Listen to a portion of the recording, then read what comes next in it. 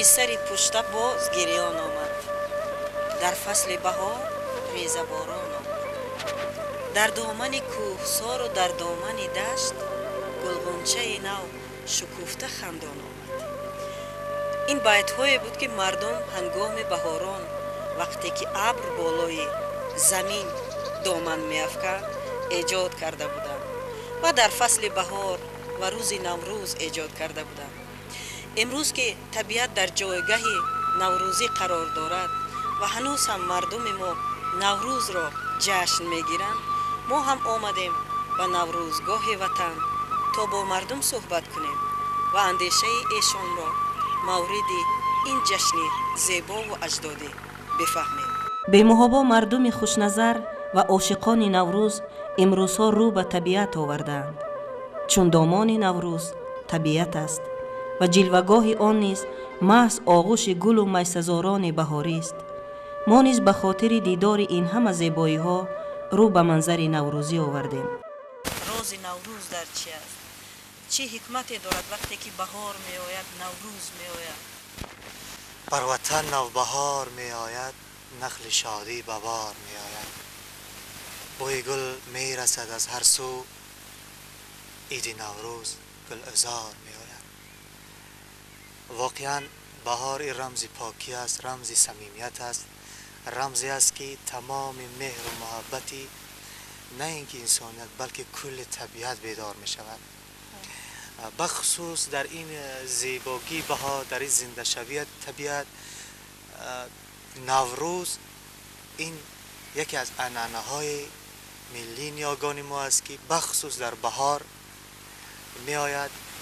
جشن نوروز رمز نیاگانی دارد، هم چیزی هویتی خودشناسی که مثلا ملت تاجیک پیش از این قبل از چندین سالها جشن نوروز جشن می گرفت، عید نوروز را. برای همین نوروز همچنین یک جشن ملی است. طبیعت بیدار است، زندگی بیدار است، تمام کائنات امروز رو به زنده شوی است در عید نوروز. برای خاطر همین یک رمز پاکی است، رمز بیداری است، رمز هوشیاری است. و وقتی که نوروز می آید زندگی دیگر می شود، روزها بدل می شود، یعنی روز نو می آید. آیا در شما، در تفکر شما، در قلب شما تغییرات رخ می دهد؟ اصلا فلسفه نوروز همین خیلی است که وقتی که بهار می بیاید یا که عرفه نوروز می شد، پیش از آمدن نوروز روحیه انسان الکی در تغییرات است، روحیه انسان بالیده است و قضاوت میکنیم که گویا که نوروز محض در همین بهار برای خاطر زنده شدن یک روحیه انسانی، هم روحیه طبیعتی کائناتی، این یک فلسفه است، فلسفه است که تأثیر بخش است.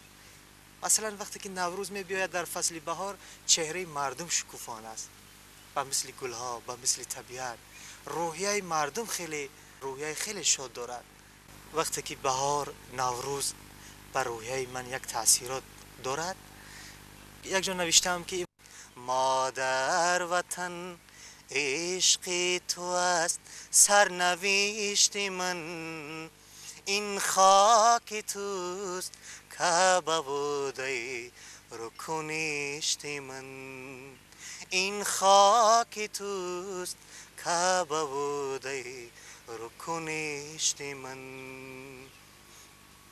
از هیچ جا دیگر آید سراغ بودنی ها، زیراه دور مرد غیور سینه پر از غرور، در صفحه کتاب دلش حرف زندگی است، نه غلامی و بندگی است، نه غلامی بندگی است. مادر وطن عشق تو است سرنوشت من، این خاک توست کعبه و دی رکنشت من. مادر وطن عشق تو است سرنوشت من، این خاک توست کعبه بوده رکنشت من. наврӯз вижагиҳои аҷиб ва хосаеро дорост. ҳама оин ва рамзҳоеро ки он соҳиб аст барои рӯзгор ва худи инсонҳо манфиатовар мебошад. аслан наврӯзиро тамоми гулу гиёҳои шифобахши Тоҷикистон ору зебо медиҳанд. бахусус мондани суманак ба мардуми Тоҷикистон хос аст. чаро махсус суманак барои чи қоқуф не, барои чи ҷағҷақ не, барои чи зулф не? чаро масалан кабутиҳои дигарро саманак намекунанд? чаро масалан ҷавро саманак намекунанд ё ки авёсро саманак намекунанд? бахусус гандумро. таркиби гандум аз макро микроэлементҳо, аз намакҳои минералӣ, аз витаминҳо, аз тамоми унсурҳои кимиёӣ хеле бой аст. خیال میکنیم که مثل سمنک در سبزیجات و میوه‌جات و در خوردنی ها گویا که چیزی نیست. اگر چیزی نیست گویم خطا نمیکنیم. اولا در وقتی آخری تیرما میکنن گندم رو در کشزارها، گندم چنان خوب میبرد که تمام پرنده ها چرنده ها وقتی که شیره همین گندم رو میخورند غذای بی‌بها است. وقتی غذای بی‌بها باشد با مادرانی که خونشان رو بسیار تلفات دادن هنگامی تولد کردن، اون کودکانی که قداشون پست است، اون نفرانی که با خرانیست که انیمیا میگن کمخونی بسیار شدید گرفتار شدن، اون نفرانی که بیماری های موشک و بافته هاشون از در هم شکسته است، اون نفرانی که احوال ایمونی سیستمشون سوس و ناتوان است و از وابستگی دارد از عضوهای داخلی، عضوهای رئیسه جگر، از عصب، از جگر، از تلخه، از معده و روده، از دل، از گرده ها، وقتی که سمنک رو میمونند میگذارند یک مدت نگاهبین میکنن، نظری نیک میکنن.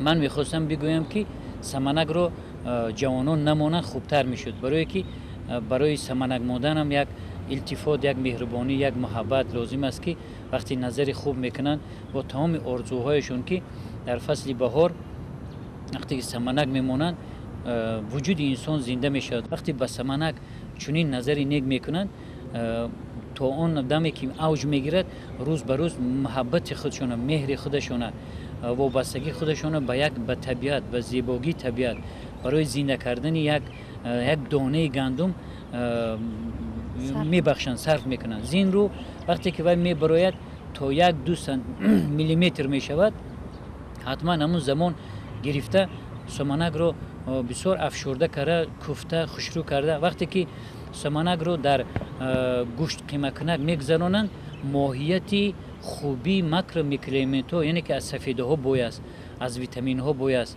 از عنصرهای کیمیایی بسیار بی‌بها که بوی است، وقتی که از مصرف کنه که از گوشت قیمه کنه که مکانیکی میگذرانند، همون صفاتهای خوبی سمنک نابود میگردد. زین رو خوب میشد که با اوغورک میگن، با میده کنکی چوبی باشد یا که سنگی باشد، اون رو خیلی خیلی خوب خوشرو با تراوت و با محبت تیار کنند. وقتی که خورده می شود اما شهد و شکری بسیار مزه خوبه که سمنک از دهان می رود، او تماما یک تأثیری مثبت خود رو می رساند. سمنک را یکی از رمزهای نوروز خواندند که بیشک چنین است و کارشناسان به این نظرند که سمنک برای سالمگردانی روح و جسم انسانها خیلی مفید است. از همین خاطر نیاکان ما سمنک را رمز نوروز گفتند.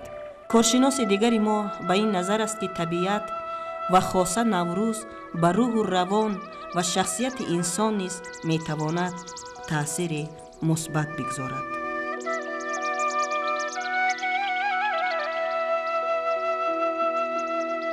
نیروی زندگی، نیروی زنده شونده در بهار که است و آن در نوروز دیده می شود و البته این نیروی زنده شونده طبیعت اثر می رساند به روان مردم و روان انسان ها و این تاثیرات در 7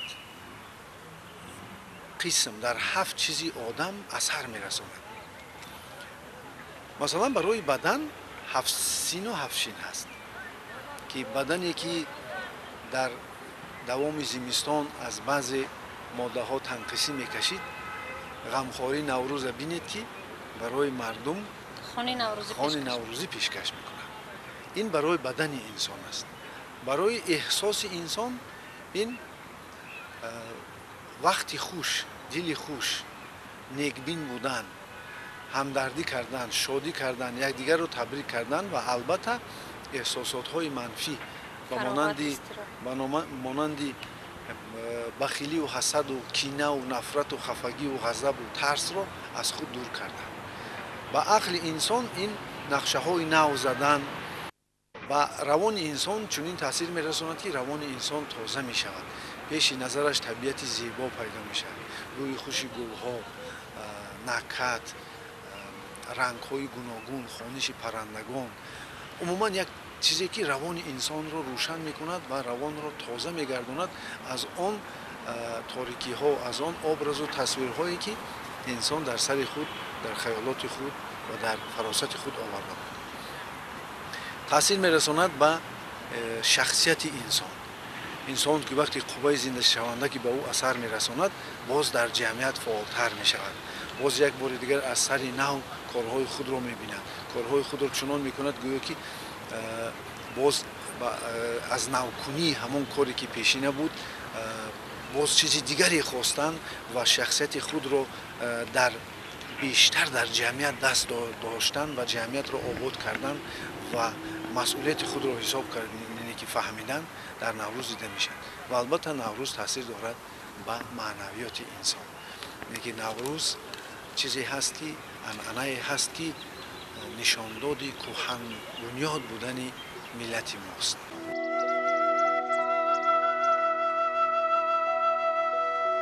علی جان صبورов استقامت کننده ناحیه قمسنگیر بوده به خاطر جشنگیری نوروز به پایتخت کشور آمده است. خب میبینیم که کجای سفر داره. ما از کجا آمدیم؟ از بزم نوروزی آمدیم. یک بزم نوروزی داشتیم با برادرها دوستا ششتیم، یک بزم نوروزی کردیم، یک سرود و بزم بازی کردیم، طرف خانه رسم رسیدیم. خیلی خوب است. پس گفتنی های زیاد دارین در این بزم های نوروزی که مردم ما واقعا عین حال در دامن نوروز قرار دارن. و بیننده های ما گفتنی زیاد دارید شاید این لحظه. برای هموطنهای عزیز تاجیکستان این روز مبارک، این روز فیروز، جشن نوروزی که عموم جهانی اعلام کرده شد، بزم نوروزی برای هموطنان تمام خوشی‌های زندگی را در این عید نوروز برایشان سلامتی، بخت نیک، عمر دراز و تمام آرزوی اموالی که در دل داشته باشه جامعه عمل باشد و بار دیگر هموطنان تبریک میگیم نوروز. سلامت باشید. چون گفتید از بزم نوروزی اومدم، پس شاید هنرنمایی کردید، هنرمند هستید؟ یک بزم نوروزی کردیم، سرودای همین نوروزی و بخشیده به بهار و طبیعت و زرهای زیبای تاجیکستان یک بزم نوروزی کردیم و جا آمدیم.